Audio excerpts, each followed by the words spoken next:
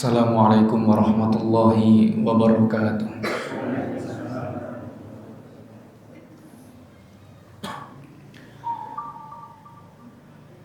Alhamdulillahi rabbil alamin.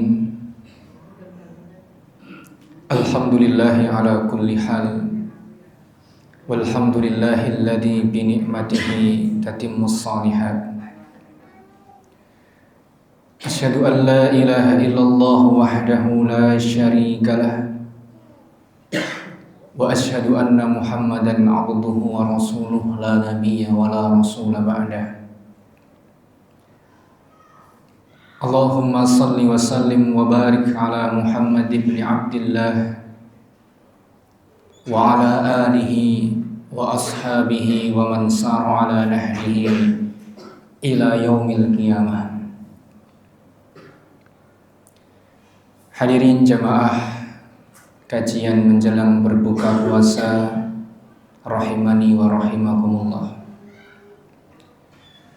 Alhamdulillahi rabbil alamin. Puji syukur kita ucapkan untuk Allah Subhanahu wa ta'ala, karena Allah Subhanahu wa ta'ala pada kesempatan sore hari ini sudah memberikan kita banyak hal. Kita diberikan nikmat sempat untuk datang ke masjid ini. Kita diberikan nikmat sehat. Kita diberikan nikmat yang paling agung, yaitu nikmat iman dan Islam. Salawat dan salam semoga Allah limpahkan kepada Nabi kita Nabiullah Muhammad sallallahu alaihi wasallam, kepada para keluarganya yang muslim, kepada para sahabatnya, dan kepada orang-orang yang menjaga hadis beliau sehingga ajaran agama Islam sampai kepada kita semuanya dan bisa kita amalkan dalam kehidupan sehari-hari. Rasulullah Sallallahu Alaihi Wasallam pernah bersabda terhadap para sahabatnya. Rasul menyampaikan bahwa saya rindu terhadap saudara-saudaraku. Kemudian sahabat Nabi mengatakan, alasna ikhwanak ya Rasulullah, bukankah kami ini saudara-saudaramu? Rasul kemudian mengatakan, la bal antum ashabi, kamu bukan saudara-saudaraku, tapi kamu adalah sahabat-sahabatku. Kemudian Nabi menyampaikan, man ihwananaki ya Rasulullah, siapa saudara-saudaramu? Nabi menyampaikan saudara-saudara Nabi yang dimaksud adalah orang yang beriman kepada Rasulullah tetapi belum pernah ketemu dengan Rasulullah Muhammad sallallahu alaihi wasallam. Dan mudah-mudahan kita semuanya yang hadir di masjid ini termasuk orang-orang yang dirindukan dan saudara Nabi Muhammad sallallahu alaihi wasallam. Amin ya rabbal alamin. Hadirin jamaah rahimakumullah. Pada kesempatan yang berbahagia kali ini, saya akan menyampaikan beberapa ayat yang ayat ini tidak ada hubungannya dengan Ramadan, tidak ada hubungan dengan tema puasa, tetapi insya Allah ayat ini bisa memberikan motivasi besar bagi kita semuanya agar Ramadan ini kita lalui dengan banyak ibadah kepada Allah Subhanahu wa ta'ala. Hadirin jamaah rahimakumullah. Di dalam surat Al-Insyiqaq, Allah Subhanahu wa ta'ala berfirman, ya ayyuhal insan innaka kadihun ila rabbika kadhan famulaqih. Monggo yang punya mushaf atau punya HP ada Al-Qur'annya bisa dilihat. Surat Al-Insyiqaq ayat 6 atau ayat 8. Allah berfirman, ya ayyuhal insan, hei para manusia, hei manusia. Di dalam Al-Quran, jamaah sekalian, ada sedikit ilmu yang mau saya sampaikan.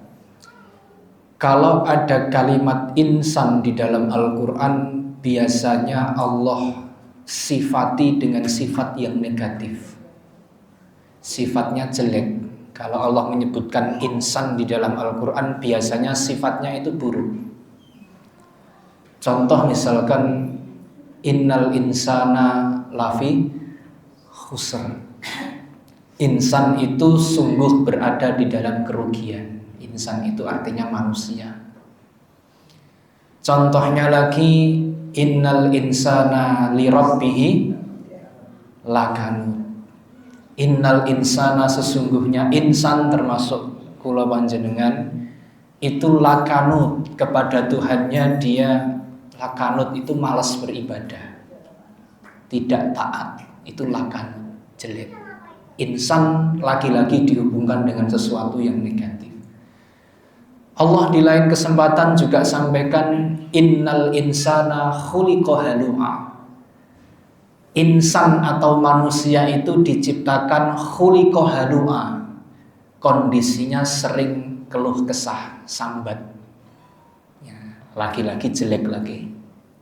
Bahkan yang lebih parah, Allah Subhanahu wa ta'ala sampaikan insan itu zaluman jahula. Insan itu adalah, manusia itu punya sifat zaluman, zalim, jahula, dan mohon maaf bodoh. Ini Allah yang menyampaikan. Tetapi hadirin jamaah sekalian, di surat Al-Insyiqaq ini Allah tidak memberikan sifat insan itu dengan sifat yang negatif, yang buruk. Tetapi di ayat ini Allah sampaikan ya ayyuhal insan innaka kadihun ila rabbika kadhan famulaqi.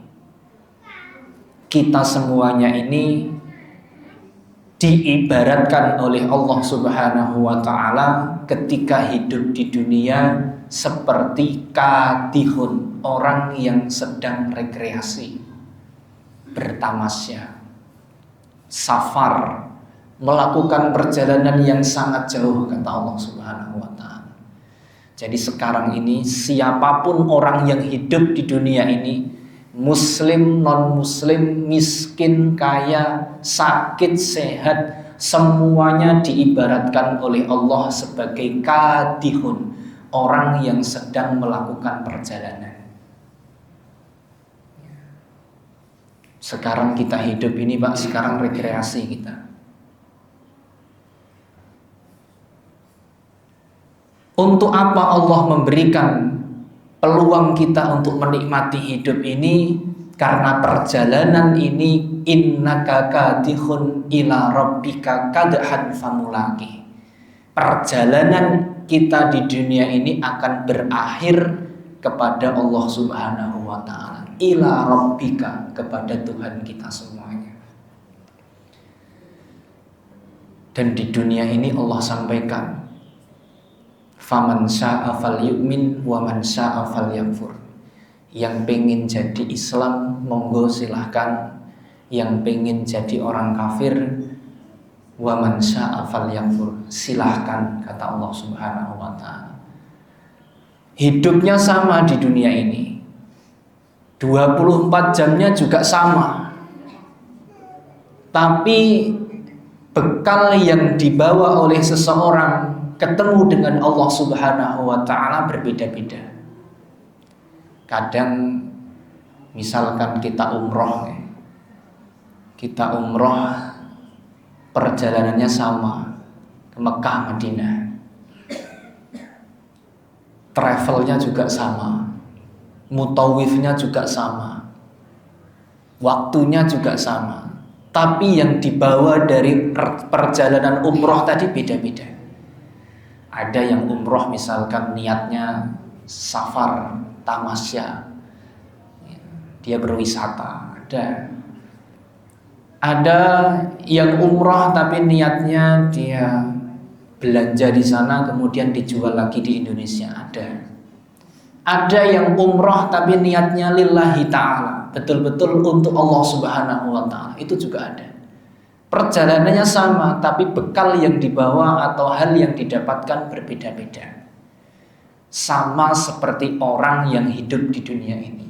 Hidupnya sama, nafasnya juga sama, Bahkan kadang pekerjaannya juga sama, sholatnya di masjid yang sama, tapi hal yang dibawa kepada Allah berbeda-beda. Kenapa seperti ini hadirin jamaah sekalian? Karena dunia ini adalah tempat Allah menguji kita semuanya. Jadi dunia ini adalah tempat Allah Subhanahu wa ta'ala menguji kita. Maka dibiarkan oleh Allah Subhanahu wa ta'ala. Yang pengen tidak sholat silahkan, yang pengen sholat juga silahkan. Allah tidak butuh ibadah kita semuanya, tapi yang butuh ibadah adalah kita. Kula panjenengan ini yang butuh pahala, Allah tidak butuh pahala. Maka yang non muslim juga dibiarkan oleh Allah Subhanahu wa ta'ala. Karena dunia ini tempat Allah menguji kita semuanya. Kadang yang muslim sholat, puasa tambah sakit. Wonten nggih? Ada. Kadang sholatnya rajin, puasanya ibadah, ilmu agamanya banyak, miskin. Ada juga seperti itu. Kadang orang non muslim yang nggak sholat sama sekali, tidak pernah puasa Ramadan, tidak pernah ibadah kepada Allah, malah sehat, kaya raya. Banyak orang muslim yang seperti itu. Karena memang dunia ini tidak bisa dijadikan ukuran kesuksesan seseorang. Tempat Allah menguji kita semuanya. Inilah innaka kadihun ila rabbika kadahan famulaki.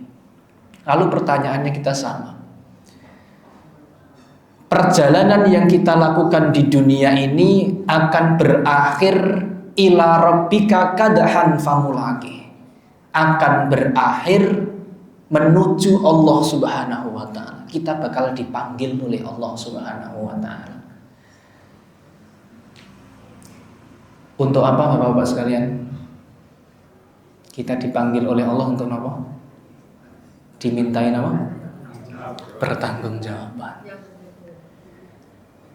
Besok kita semuanya akan dipanggil oleh Allah Subhanahu wa ta'ala. Pasti.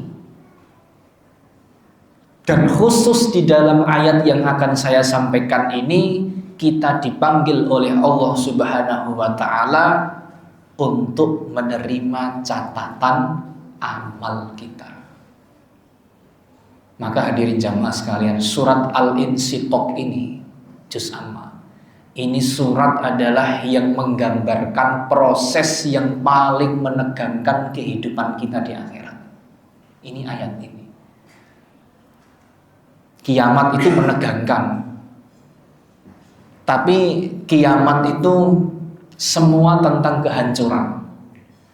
Menegangkannya karena kehancuran. Tapi kalau surat Al-Insyiqaq ini bukan tentang kehancuran alam semesta yang membuat seseorang jadi tegang. Karena seseorang akan menghadap Allah Subhanahu wa ta'ala satu persatu untuk menerima catatan amal kebaikan dan keburukan yang pernah kita lakukan selama kita hidup di dunia. Ibaratnya kita itu terima rapot besok. Ini inti dari kehidupan di akhirat. Setelah kita disidang oleh Allah, dihisab. Setelah dihisab kita ditimbang amalnya. Setelah itu kita akan mendapatkan masing-masing rapot dari Allah Subhanahu wa ta'ala.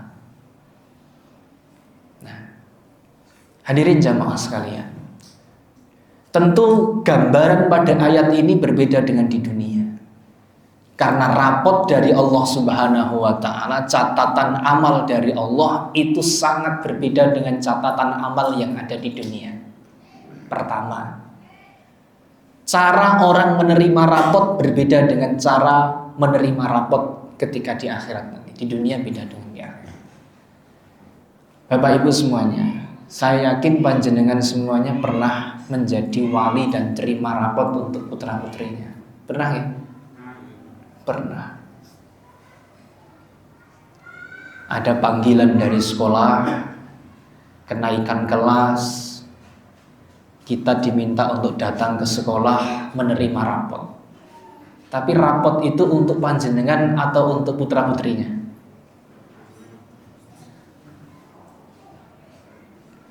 Putra-putrinya. Tidak mungkin kita nerima rapot kita sendiri.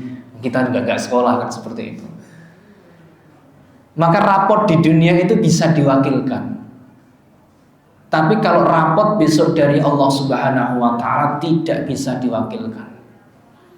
Semua bertanggung jawab menerima sendiri-sendiri dari Allah Subhanahu wa ta'ala. Maka kalimatnya bukan ya ayyuhan nas, tapi ya ayyuhal insan. Satu persatu manusia dipanggil oleh Allah Subhanahu wa ta'ala.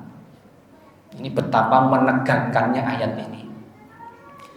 Dan ketika manusia itu menerima catatan dari Allah Subhanahu wa ta'ala, manusia itu dibagi dua kelompok oleh Allah. Manusia itu dibagi dua kelompok. Kelompok yang pertama Allah sebutkan, fa'amma man utiya kitabahu biyaminih fasawfa yuhasabu hisaban yasira. Kelompok pertama, fa'amma man, barang siapa yang utiya kitabahu biyaminih, dia menerima catatan amalnya atau rapotnya di sebelah kanan. Ada yang mengatakan golongan yang pertama ini rapotnya diterima dengan tangan kanan dan malaikat memberikannya juga dengan tangan kanan. Ini golongan yang pertama. Kanan itu identik dengan kebaikan atau keburukan? Kebaikan. Setuju nih Bapak-bapak semuanya? Semua kanan di dalam Islam itu identik dengan kebaikan. Besok orang yang catatan amalnya diterima dengan tangan kanan, fa'amma man utiya kitabahu biyaminih, Allah lanjutkan fasawfa yuhasabu hisaban yasira. Kalau rapotnya diterima dengan tangan kanan, di sebelah kanan malaikat yang ngasih juga dengan tangan kanan, maka fasawfa yuhasabu hisaban yasira. Hisabnya telah dipermudah oleh Allah Subhanahu wa ta'ala. Ini golongan yang pertama. Jadi sebelum masuk surga, rapotnya belum dibuka, catatan amal kebaikannya juga belum dibuka, tapi dia sudah merasa bahwa dirinya akan masuk ke dalam surga. Kenapa? Karena catatan amal kebaikan dan keburukan diterima dengan tangan kanan. Itu ada firasat, sepertinya akan masuk surga. Jadi golongan yang pertama ini mudah-mudahan kita semuanya. Amin ya rabbal alamin. Fasawfa yuhasabu hisaban yasira. Hisabnya dipermudah dan dipercepat oleh Allah Subhanahu wa ta'ala. Ini nikmat yang sangat mahal hadirin jamaah sekalian. Orang kalau hisabnya dipercepat oleh Allah Subhanahu wa ta'ala, maka saya ilustrasikan seperti ini. Seorang guru, wonten ingkang guru nggih. Sebagian mungkin ada guru. Guru itu kalau dia seorang guru itu ngoreksi catatan seorang siswa, itu kalau lembar jawaban siswanya siswa yang rajin, pinter, tidak ada masalah di sekolahnya, disiplin, ulangan dikerjakan, PR dikerjakan, tugas diselesaikan, tulisannya bagus, maka seorang guru akan mengoreksi catatan itu kira-kira cepat apa lama? Cepat. Karena guru itu tahu anak ini pinter, tulisannya bagus, tidak ada masalah sama sekali. Mungkin ada 1-2 kesalahan kecil, tapi saya yakin seorang guru akan memaafkan kesalahan tersebut dan akan memberikan nilai yang baik. Ibnu Katsir rahimahullahu ta'ala di dalam kitab itu juga mengilustrasikan seperti itu. Allah itu kalau menghisap seseorang yang amal wajibnya dikerjakan, perintah Allah dikerjakan, ya mungkin dia pernah melakukan kesalahan-kesalahan kecil, maksiat-maksiat kecil 1, 2, 3 di dunia ini, maka dosa-dosa kecil itu akan dihapus oleh Allah Subhanahu wa taala. Itulah fasaufa yuhasabu hisaban yasir. Hisabnya dipercepat dan dipermudah oleh Allah Subhanahu wa taala. Salatnya misalkan bagus, puasa Ramadan bagus, zakat dikerjakan, bila mampu dia laksanakan ibadah haji. Kewajiban-kewajiban yang sedikit di dalam agama Islam itu dikerjakan semuanya. Maka hal-hal yang kecil ya, itu dinilai Allah semuanya baik. Maka Allah pernah sampaikan, barang siapa yang sholatnya itu baik, maka saat dihisab seluruh amalannya ikut baik. Itulah fasaufa yuhasabu hisaban yasira. Ini golongan yang pertama. Golongan yang pertama ini rapotnya diterima dengan tangan kanan, hisabnya dipermudah oleh Allah Subhanahu wa taala. Setelah itu Allah sampaikan fayan qalibu ila ahlihi masrura. Ketika sudah menerima rapot, dia calon penghuni surga, Allah sampaikan fayan qalibu ila ahlihi masrura.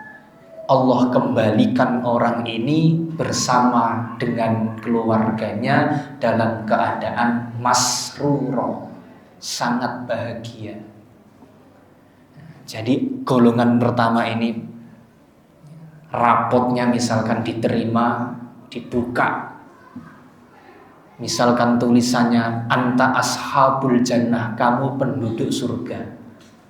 Ini kata Allah Subhanahu wa taala, fayan qalibu ila ahlihi masrura, kembali, kasih tahu keluargamu, kasih tahu anak cucumu, kasih tahu ibu bapakmu, ila ahlihi masrura, kamu itu penduduk surga. Bayangkan hadirin jamaah sekalian, kalau saya tanya, misalkan putra panjenengan itu di sekolah ranking 1, pinter, panjenengan nerima rapot, dibuka rapotnya anaknya ranking 1, paling pinter satu kelas. Kira-kira bahagia panjenengan itu berapa lama?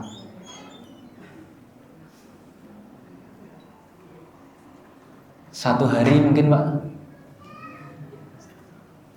1 minggu? Maksimal kayak 1 minggu.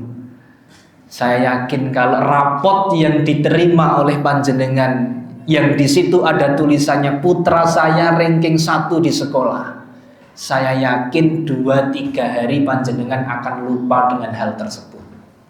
Mungkin setelah diajak makan, mungkin dikasih hadiah, putra kita dikasih hadiah. Setelah itu 1 minggu maksimal, saya yakin kita sebagai orang tua sudah lupa apa yang ada di dalam rapot tersebut. Dan itulah sifatnya rapot yang ada di dunia. Tidak ada catatan yang kekal. Tapi kalau rapot yang ada di akhirat nanti, yang dikasih oleh Allah Subhanahu wa ta'ala, kita bisa bayangkan, misalkan anak kita, karena di akhirat anak kita nerima rapotnya secara langsung dari Allah Subhanahu wa ta'ala, dia terima rapot putra kita, kemudian rapotnya dibuka oleh anak kita, isinya adalah penghuni surga misalkan. Anak kita itu disuruh oleh Allah Subhanahu wa ta'ala di ayat yang lain, fa amma man utiya kitabahu biyaminih fayaqulu ha umukru kitabiyah. Sampaikan kepada ibu bapakmu, bapak ibu, saya menerima rapot dari Allah Subhanahu wa ta'ala. Ini yang cerita Allah Subhanahu wa ta'ala. Fayaqulu ha umukru kitabiyah. Bacakan isi rapot itu kepada keluargamu. Bapak ibu, saya masuk surga di dalam ayat ini. Bayangkan, kira-kira senengnya panjenengan berapa lama? Selamanya mungkin. Karena itu sesuatu yang sangat menentukan kehidupan kita di akhirat nanti. Catatan amal kebaikan dan keburukan yang kita terima saat kita menghadap Allah Subhanahu wa ta'ala. Sampai Allah kalimatnya adalah ha'umukru'u kitabiyah.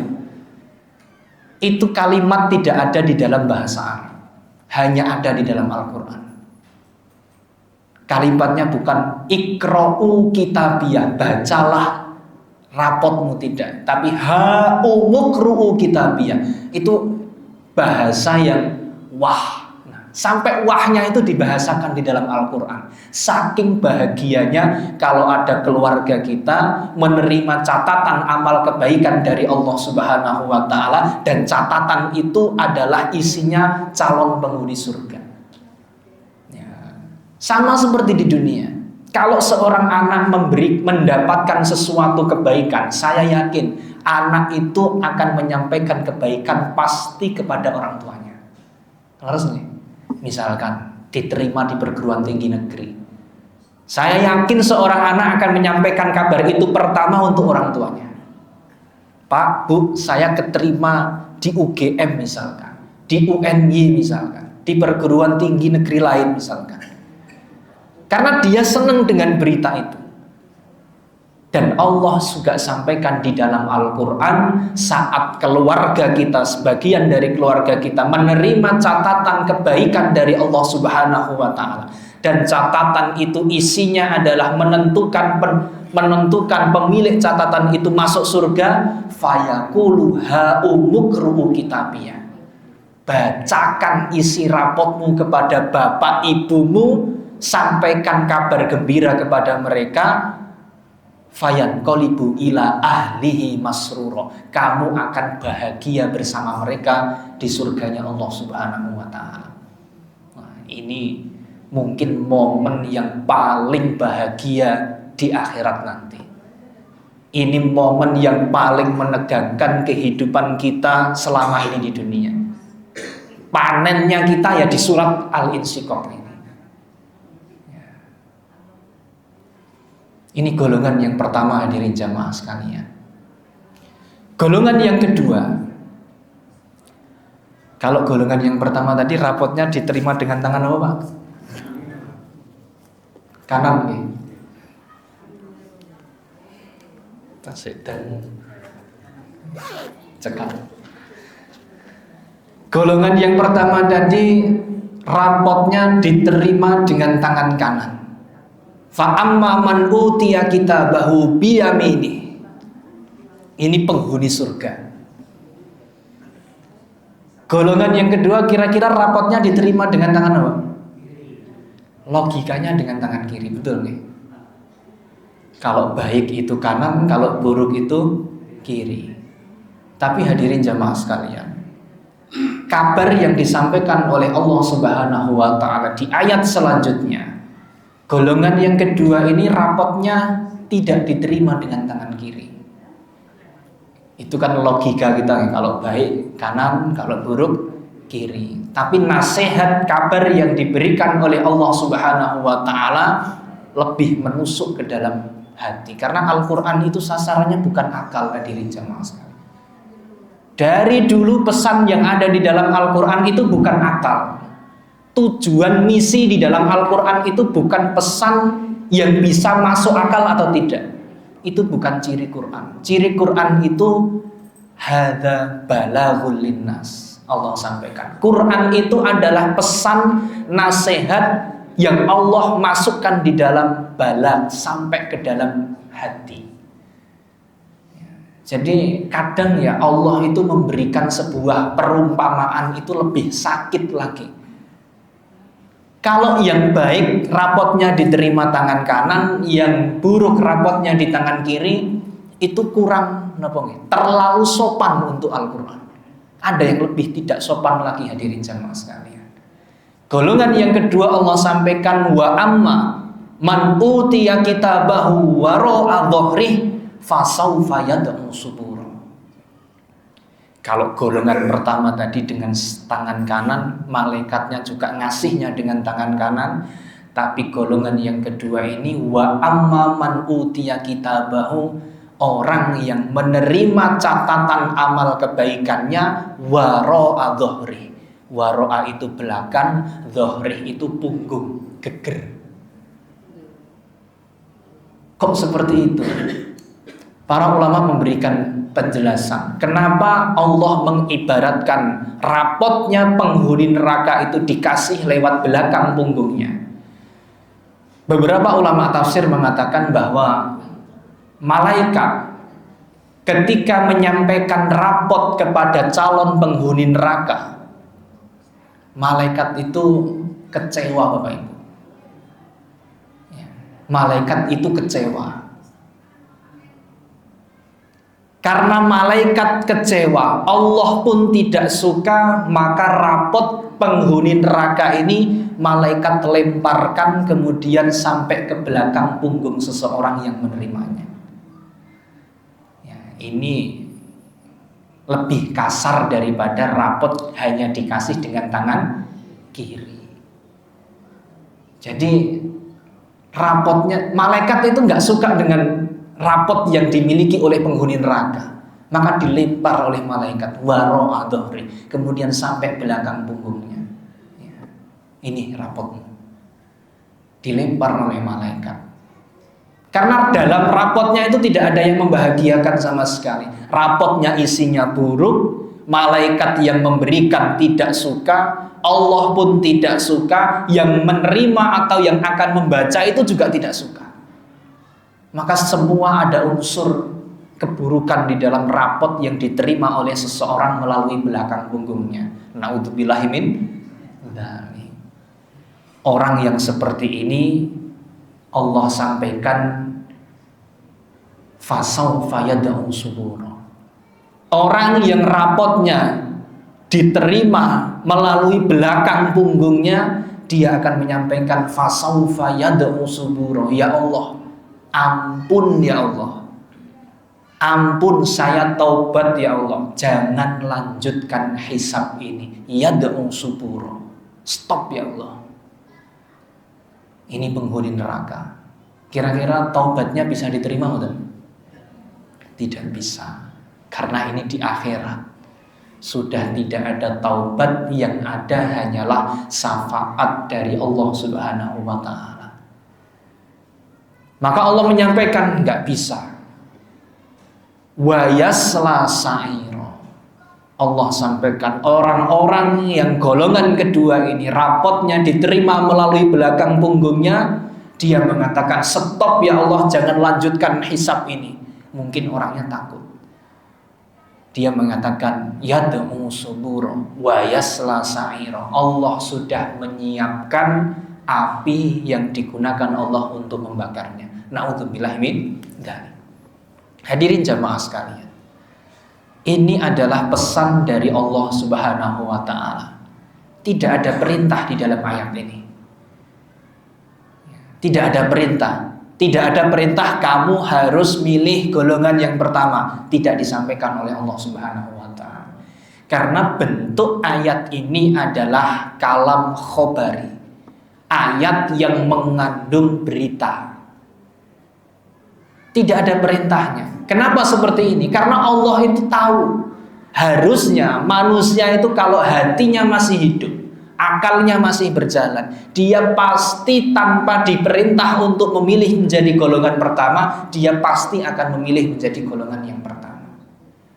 Maka tidak ada kalimatnya pilihlah golongan yang rapotnya diterima dengan tangan kanan. Allah nggak sampaikan seperti itu.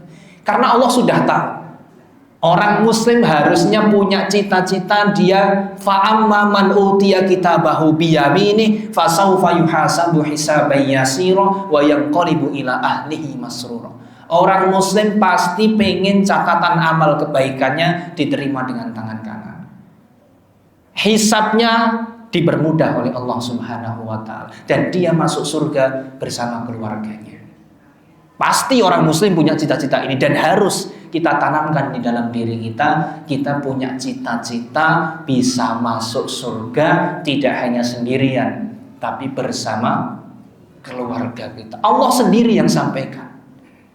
Ya.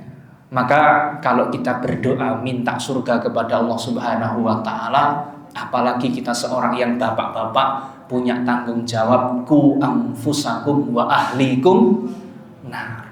Kita semuanya sudah hafal ayat ini.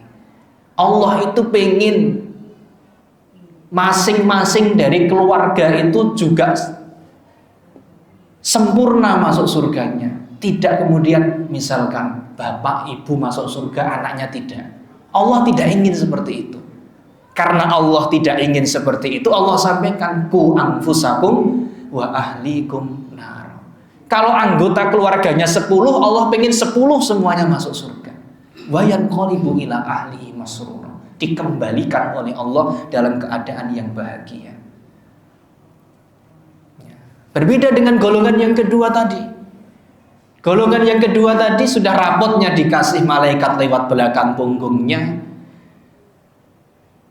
Dia hisabnya sulit. Innahu kana fi ahlihi masrura. Kenapa seperti itu golongan yang kedua? Karena Allah sampaikan innahu kana fi ahlihi masrura. Kalau golongan yang pertama tadi wa yanqalibu ila ahlihi masrura, tapi golongan yang kedua innahu kana fi ahlihi masrura. Sama-sama masrura. Tapi golongan yang kedua, kebahagiaan yang dimiliki oleh seseorang penghuni neraka itu sudah habis selama dia di dunia.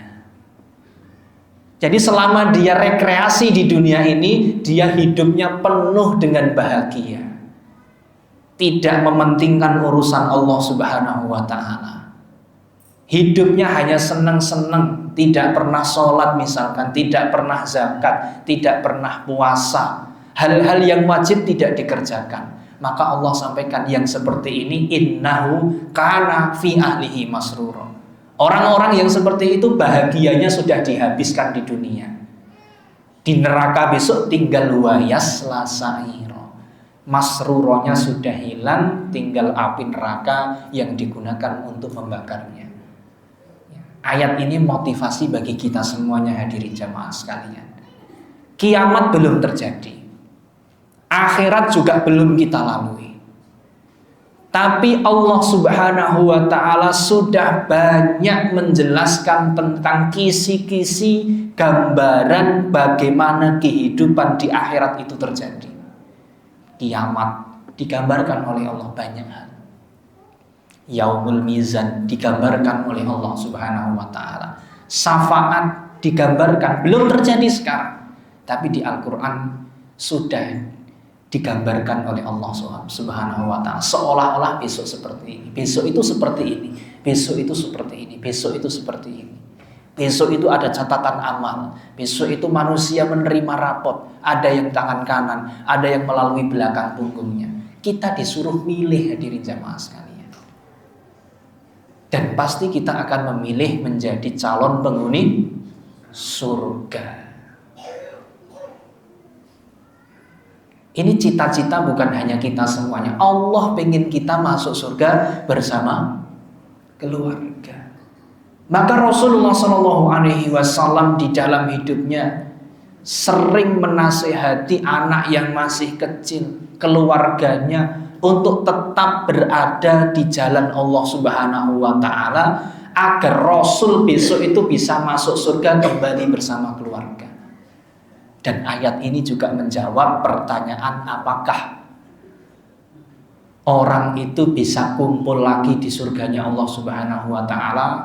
Dengan ayat ini bisa terjawab bahwa manusia bisa kumpul kembali di surganya Allah Subhanahu wa ta'ala dengan keluarganya.